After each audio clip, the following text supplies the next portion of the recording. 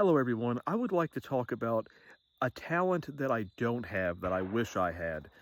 If you hear gunshots going off, it's because it's gun season in the woods and there's firing everywhere out here. But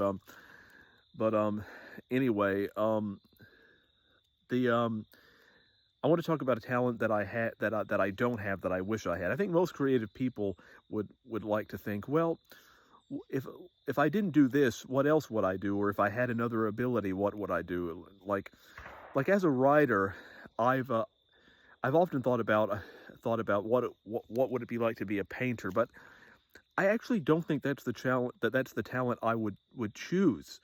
I would probably choose a talent like possibly composing music. Like for example, I attended today. My niece and nephew are an orchestra, and I attended a concert today that they were at, and I thought to myself while listening to them, yeah, I would love to compose music. I don't really have any talent for it. I mean, in the sense that I've never tried, first of all, but I've never been able to play a musical instrument. I'm not very coordinated with my hands. I just never have been.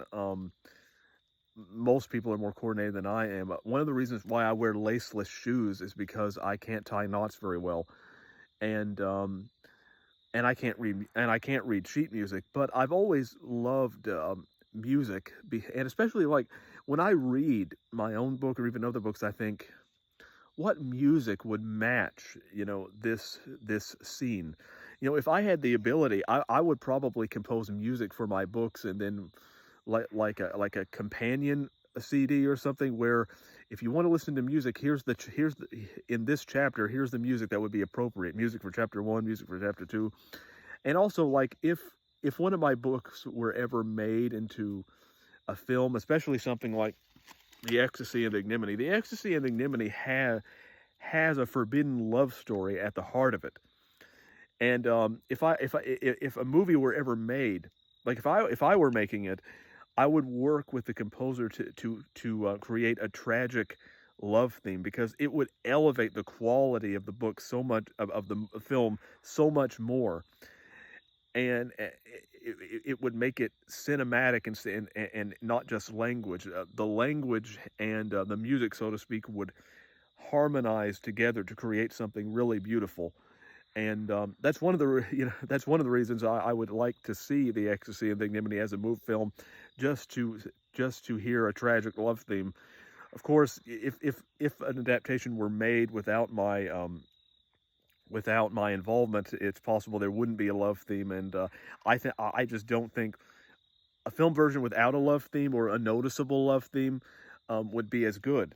Uh, and In that regard, I actually don't like a lot the work of a lot of modern movies and composers. Because a lot of times in modern films, the music tends to blend together. You don't even notice it. Um, like for example, I like Hans Zimmer as a composer. He composed a lot of good music 20 years ago with Pirates of the Caribbean, The Last Samurai, and and Gladiator and so on. But the last few years, there haven't been a lot of melodies in his music. I know he's capable of it. He's done it, but for some reason, the last few years, he hasn't really composed a lot of great melodies. The same with John Williams. Is that John Williams used to compose a lot. John Williams is probably the greatest composer of all time. Movie composer, not music composer as a whole, but film composer. Yes, I believe he is. I even saw him once in concert in 10 years ago, where he came to Louisville, of all places, and put on a concert because he knew the guy, the conductor there. And I actually sat in the front row, and he looked at me several times while composing. But anyway, I was so close I could see the creases in his pants. Um, but anyway, but the last few years, he hasn't really composed any noticeable themes. I think part of the reason is, um, I mean, there were some noticeable themes in that last Indiana Jones film, some soft melodies. Not to the standard though of where he was 30, 40 years ago. But I think part of that is he's getting older, but also a lot of the modern movies don't demand they don't have quiet moments that where you can have music like that. You have to have quiet moments for that kind of thing to work. And but there were a lot of great composers in the past. John Barry, who composed the music for "Dances with Wolves," "Somewhere in Time." And you had music by Jerry Goldsmith. If you go back to old Hollywood, you had Bernard Herrmann and Nick, who composed the music for Vertigo, and Nicholas Rosa. I don't know how to pronounce his name, but composed music for things like Ben Hur. And then you had, I might be getting his name wrong. I should have looked it up, but James Horner, I think, who composed the music for things like Braveheart, who um, who tragically died in a plane crash in the early 2000s. I really love the music for Braveheart, the love theme. It's one of my favorite themes. Um, Also, I really love the theme from the 1968 version of Romeo and Juliet, although the name of the composer escapes me at this time. Of course, well, one of the last good examples of good music in a film was by Howard Shore, who composed the music for Lord of the Rings. Um, but to me, it's like I like it when the music becomes a character in in the movie, and it can heighten, poetic language. And of course, there are times where music may be inappropriate.